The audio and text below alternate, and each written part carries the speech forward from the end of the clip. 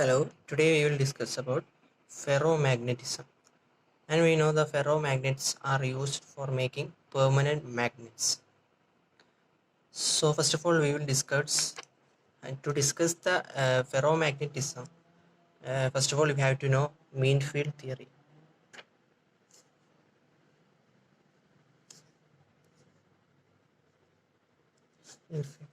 So basically what is mean field theory?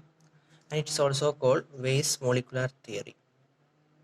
Weiss molecular theory.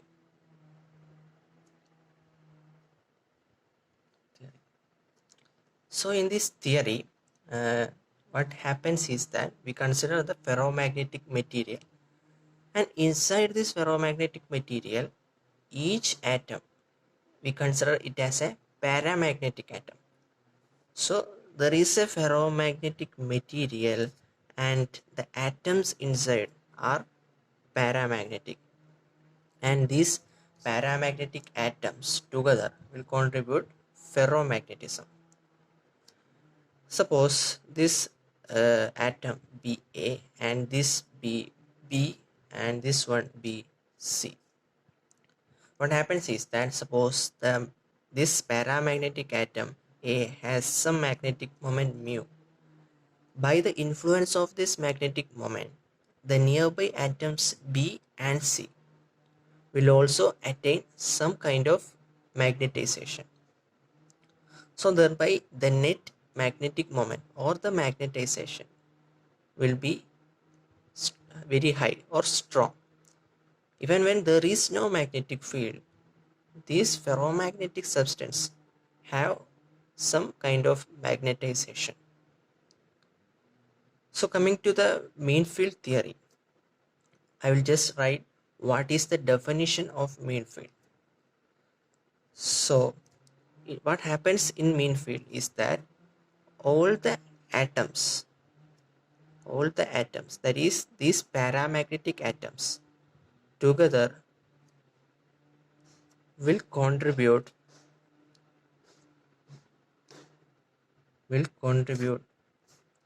a magnetic field,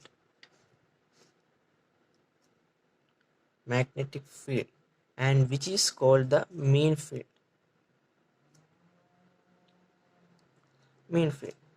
And due to this magnetic field, the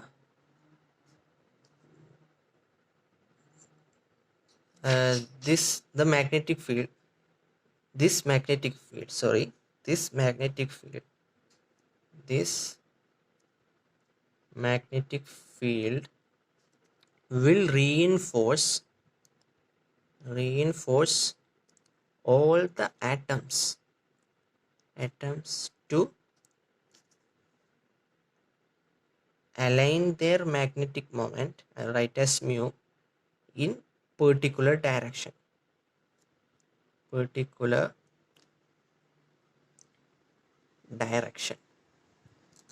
So this is the definition of a mean field theory. So what happens is that these individual atoms together form a mean field, or you can also say as an average field, and due to this field will reinforce all the atoms to align their magnetic moment in a particular direction.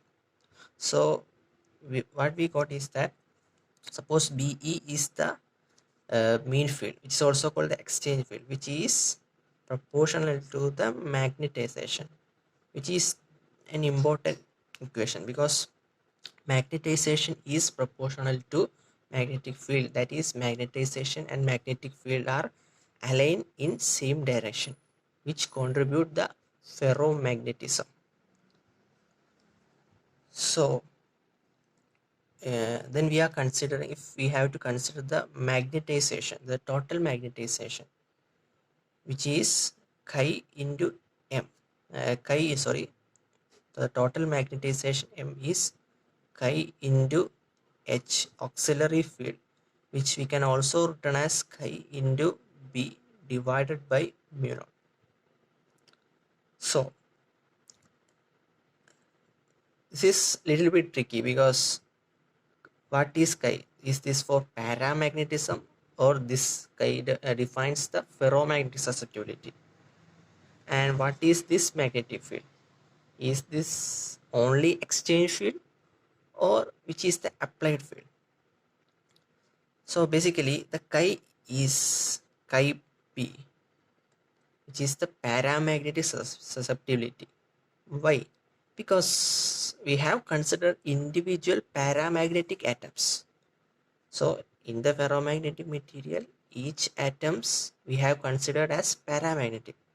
So if we want to consider the total magnetization, we have to add the magnetization due to individual atoms. Individual atoms are paramagnetic. So this chi stands for paramagnetic susceptibility. The next, B. So basically B is the combination of applied field and the exchange field, and both will be in the same direction.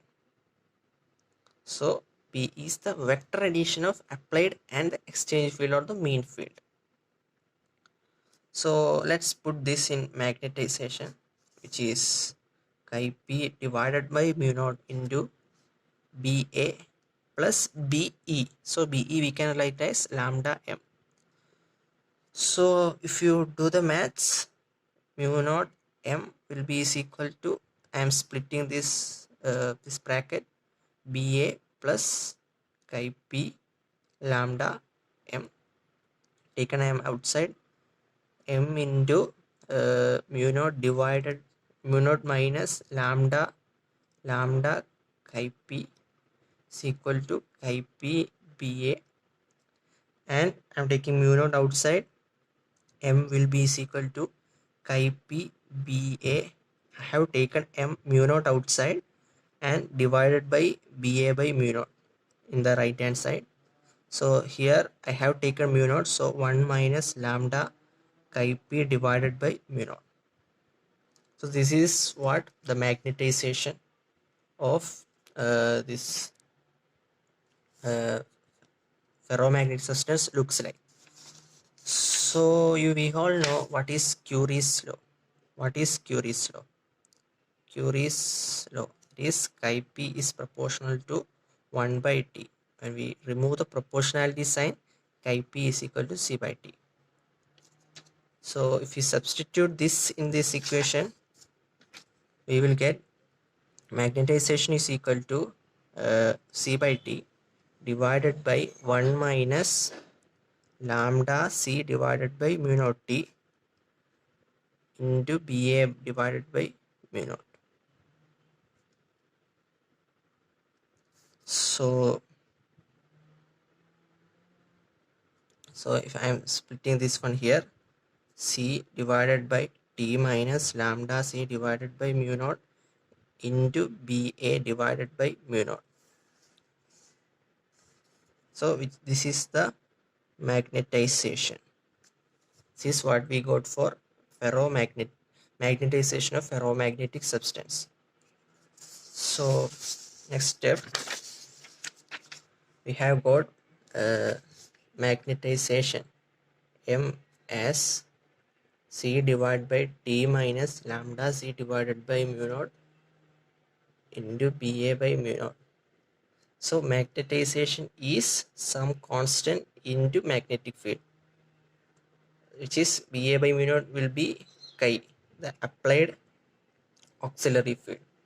So the ferromagnetic susceptibility will be C by T minus lambda C divided by mu naught. So lambda C by mu naught has the dimensions of temperature, and we call this as TW, which is the phase temperature.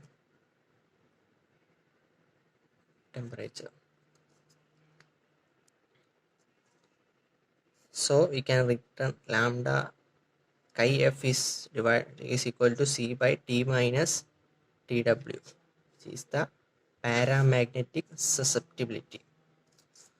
So if you plot the chi F inverse versus T graph, it will be look like this. This is TW, it's a straight line obviously, chi F inverse versus T. And in the same plot, if we plot the paramagnetic susceptibility, inverse of this paramagnetic susceptibility versus temperature, this is for ferro, this is for para, we get like this. So from this we can say that above TW, ferromagnetic substance are similar to paramagnets. So this is about ferromagnetism. Thanks for watching this video.